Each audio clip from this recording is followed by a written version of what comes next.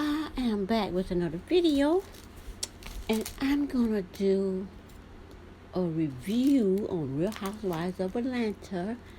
I like how they are letting us see it on YouTube. Let us see the show over and over again on YouTube like they do on the TMO on Facebook, because I'm not on Facebook like that. Facebook is just for my kids and grandkids, and close friends, which is at this point around 52 people. And I got to see it now. When I noticed it was on, I got looking at the very end of it where Candy just went over to visit Kenya. And Candy said Kenya sent her a text like it was something really bad happening, like it was an emergency, really upset. So Candy left out of the doctor's office, trying to rush over there to Kenya.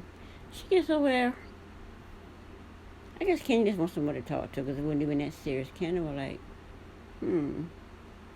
like, she sent me a text like she was really upset or something. Now, so that's where I started looking at it at. Well, since that's where I started looking at it, I guess I'll start from there. Well, starting from the end. Kenya,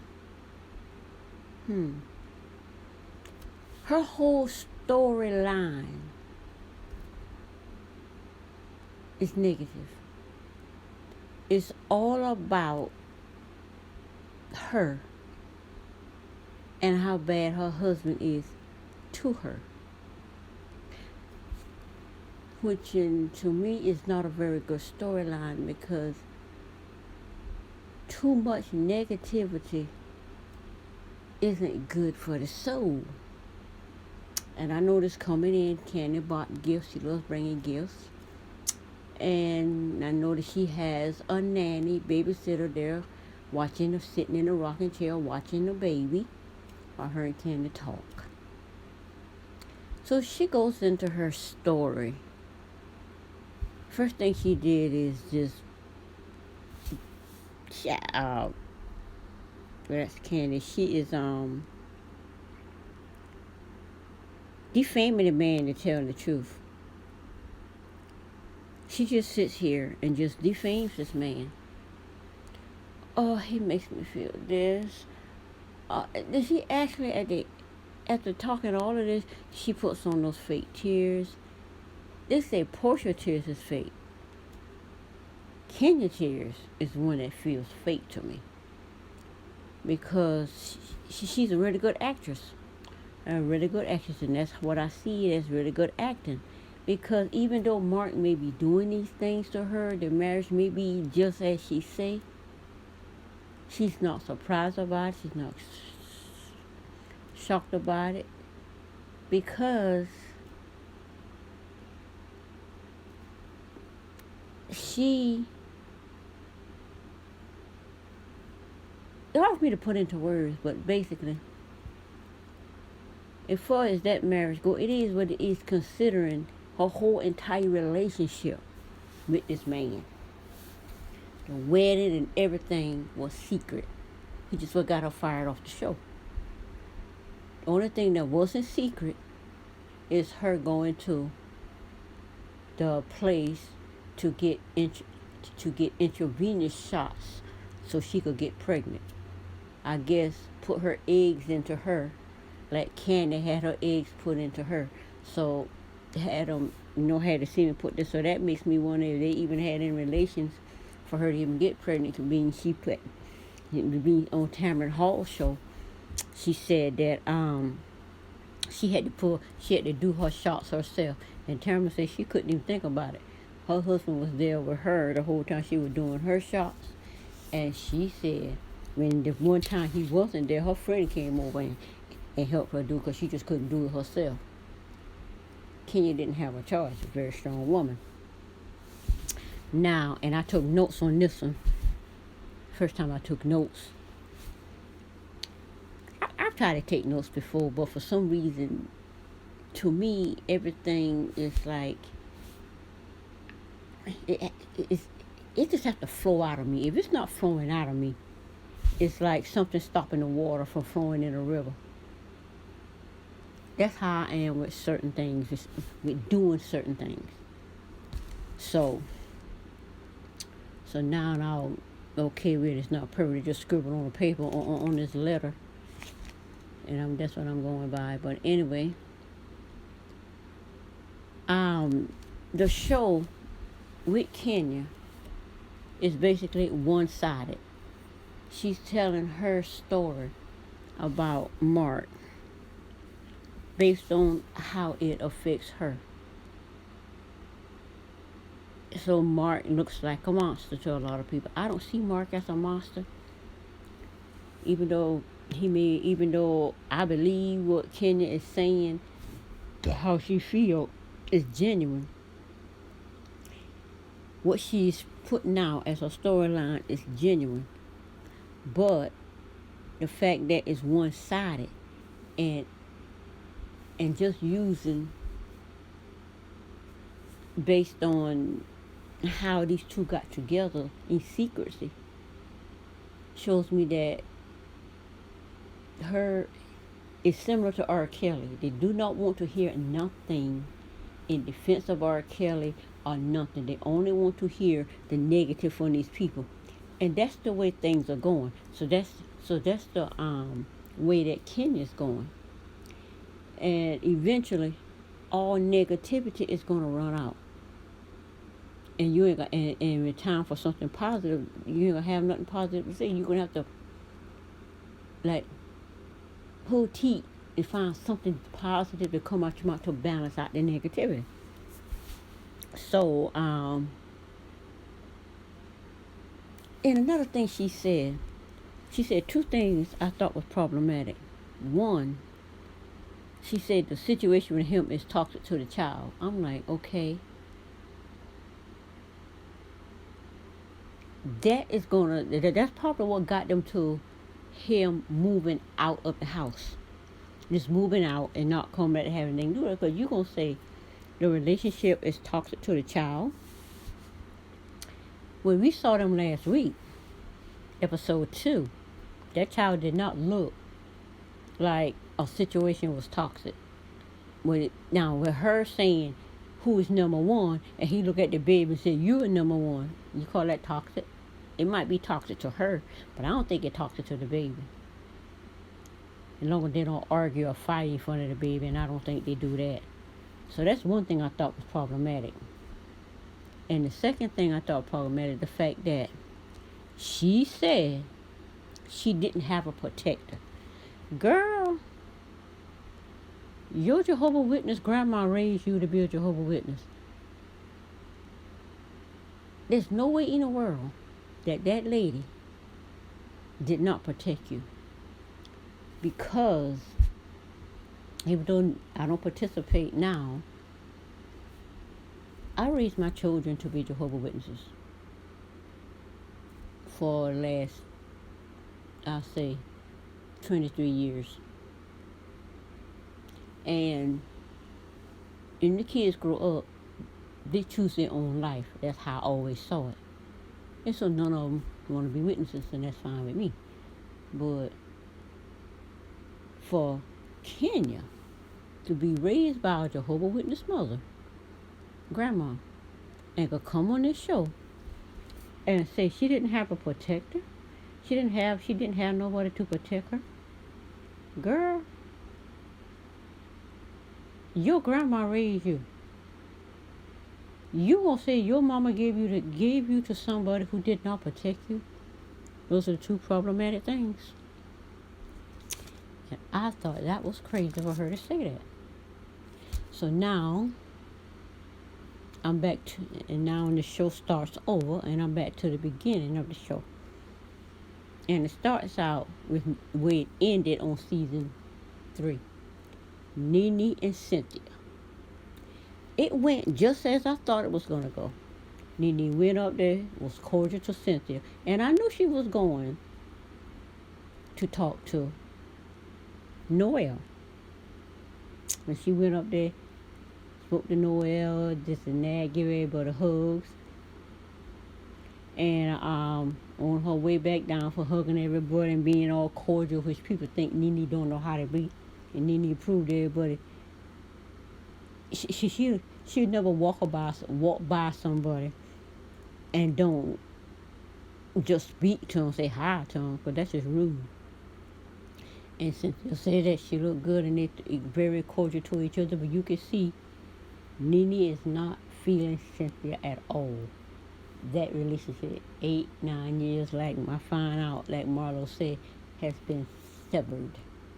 And then I heard Cynthia say she working on fixing it. Girl, there ain't nowhere on this planet you can fix that. I said that relationship cannot be fixed. It just can't be. I don't think Nene will continue to hold a grudge like Candy did, like Candy doing with Phaedra and did with Portia. I don't think she can hold no grudge like that, because we see Candy couldn't even be cordial to Portia, invite Portia to her magazine cover event, and couldn't even be cordial. Why you invite people to events if you're gonna be nasty, mean, and evil to them? That thing I couldn't get past the Candy. But Nene is not like that. So the next person came up was Eva. And Eva, Marlo, and Cynthia. They would meet at dinner. Marlo wanted to meet Cynthia invited Marlo, or Marlo invited Cynthia, and Cynthia didn't invite Eva. However it was, Eva didn't know Marlo was coming, and apparently Marlo didn't know Eva was coming. So, which was a good thing. Basically, what that showed is just how negative and just nasty Eva is. I'm like, she gets up from the table, she leave. I'm like, girl, and people use her pregnancy as an excuse. Girl, you being pregnant is not an excuse to be negative all the time, to hold grudges. I'm like Marlo said, your bridesmaid is the one that give me this information. And you want to get mad about the truth? Maybe the bridesmaid was telling the truth. You just mad about the truth. Like she's talking about she's broke and it's not. Oh, she's not broke. Cynthia gonna want to believe what she wants. Mark might not be broke, but Eva is, like she said. Eva didn't even get a job until she started with Real Housewives of Atlanta. She was This Nation, Real Housewives of Atlanta, and I don't know who the third one is. But anyway, she said that's when she started making money. So she probably didn't have no money, but Mark got money. But the bottom line is, Eva is too negative. And with you being that negative, ain't got nothing good to say about nobody at no time. You just cannot let stuff go. That poses a problem, because when you want to let stuff go, like BravoCon, when she tried to change out of that negative mold she put herself in, Portia and BravoCon wasn't feeling it. She wasn't feeling it. Because people don't consider you to be more important than they are. And you see season 3, Eva don't have nothing good to say about nobody. And she thinks she okay with it. But anyway, that's what I think about that situation. And something else she said. Eva said, it's all love until pride is over. You saw how fake she is. Nene went over there to speak to her, and she all smiling, this and that. And she said, it's all love until pride is over. Girl, you have no love for nobody. Eva is so fake. People come to you, and you give them that fake smile, that evilness of just not letting stuff go. You sit there and let your ego, your dark side, just permeate your whole body. You can't show no light. Okay, Eva. So that's the part what I think about Eva's part. Now, the next one is Portia. Portia goes to therapy. And we learn a little bit more about the situation with Portia. Portia just not feeling that thing, but we know Portia they make up in the end. So we learn more about Portia and how this therapist lady helps her to see that forgiveness is for her. For her to take care of herself. So it's not for you to just keep putting up with crap, because forgiveness does not mean you take the person back. Period. Now,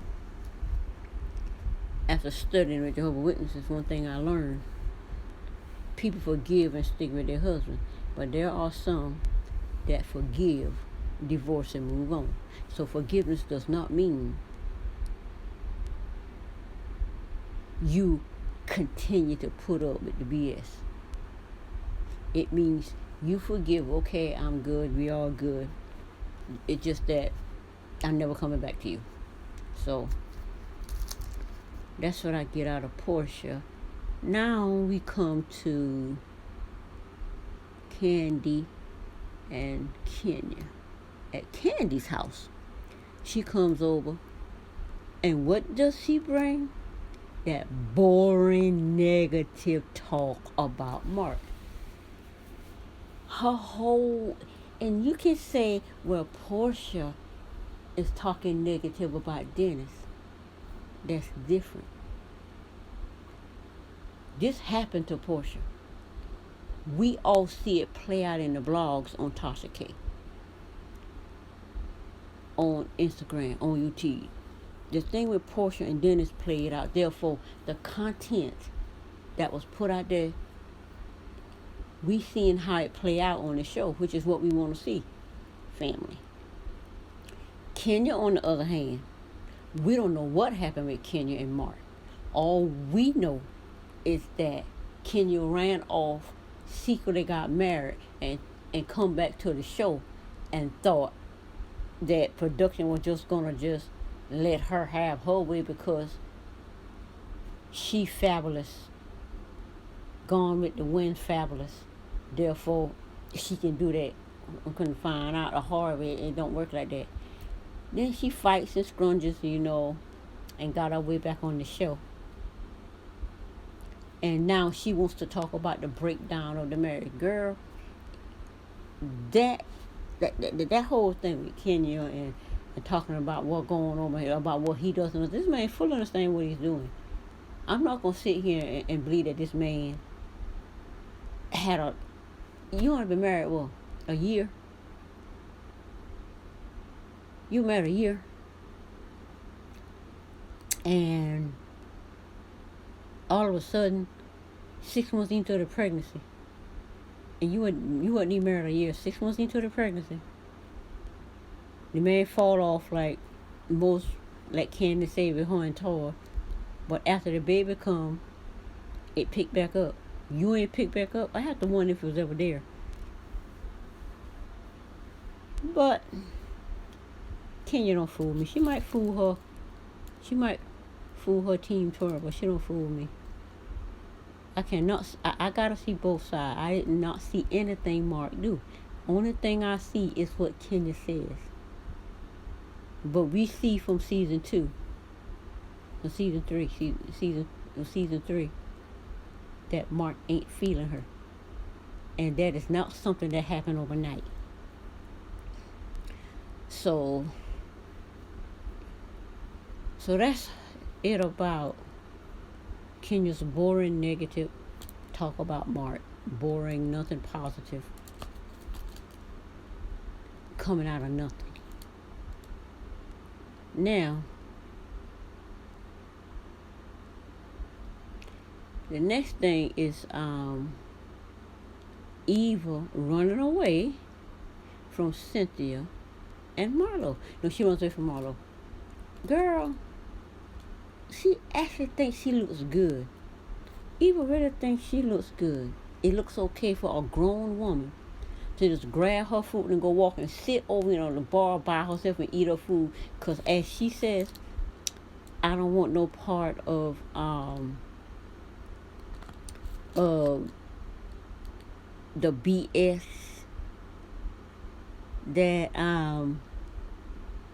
Cynthia and they're gonna be talking about. I'm like, girl, your storyline cannot be one of negativity about Nene, negativity about Portia, negativity about Marlo. Girl, you cannot be negative. Marlo, and you notice Marlo is all over the place talking to everybody. Talking to Nene, talking to Cynthia, and even, and I think she's finding that out now, and who else she spoke to. So like Andy says, Marla is being used more on the show. She's going from the different ladies talking to them as a friend, as a more elite friend. Not like Lauren be seen on the show with Portia and Shamia. They are friends of the show.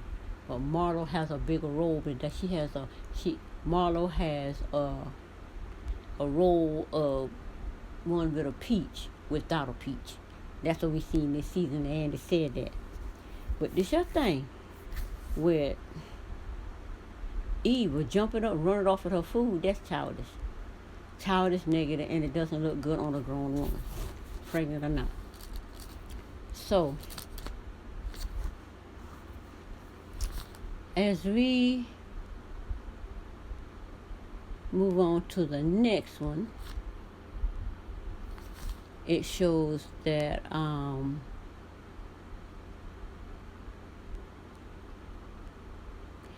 Portia brings the baby to work. It shows that her busy life getting the baby ready, and her mama comes in and helps her get together so she can go back to work. And it showed where they allow Portia to bring the baby on to work the first day.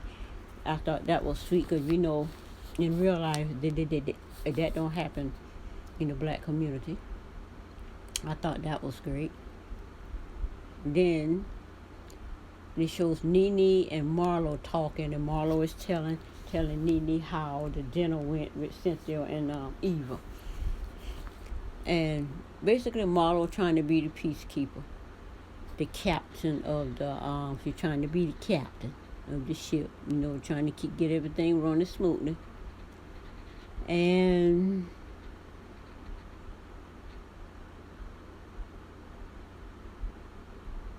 so what else I have on here? So I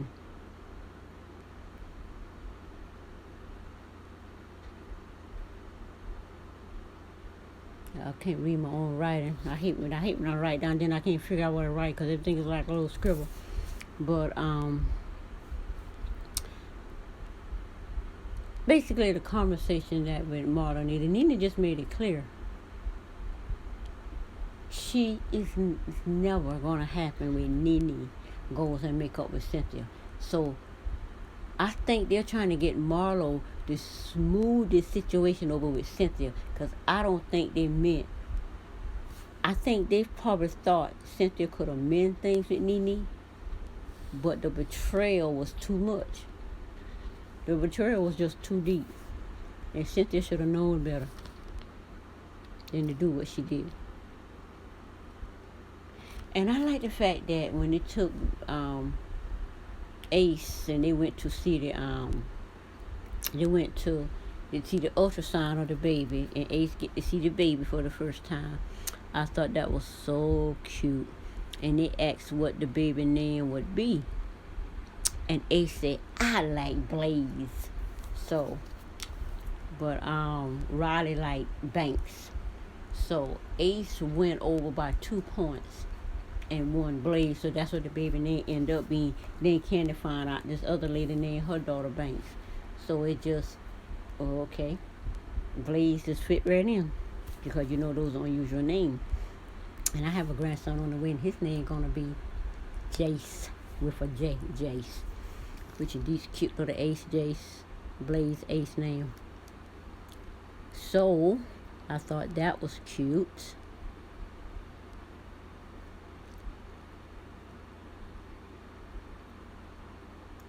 So, let me see.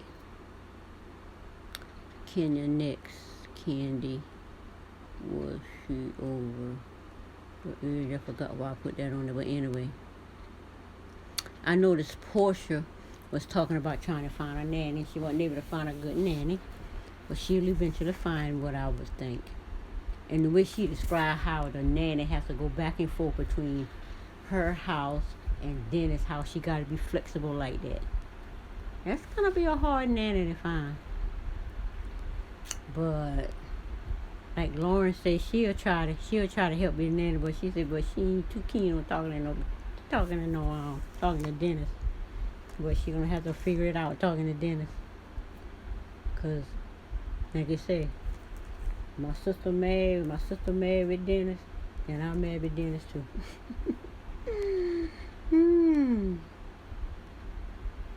But anyway, that's it for this review of Real Housewives of Atlanta, and I will see you on the next one. Bye.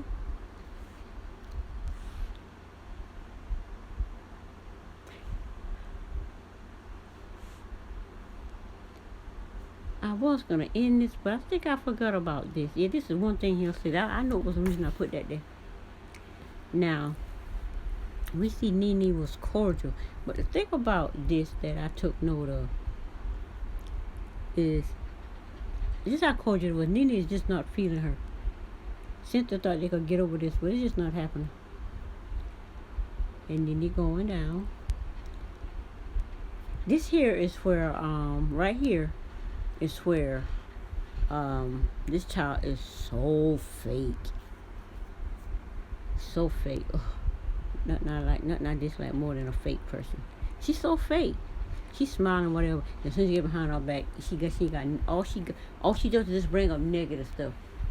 And the fact that there's just the negative stuff that she says about people, then she gets mad when people not letting it go. And she just right here with her ain't got nothing good to say about Nene. And Cynthia's, and this is where Cynthia messed up.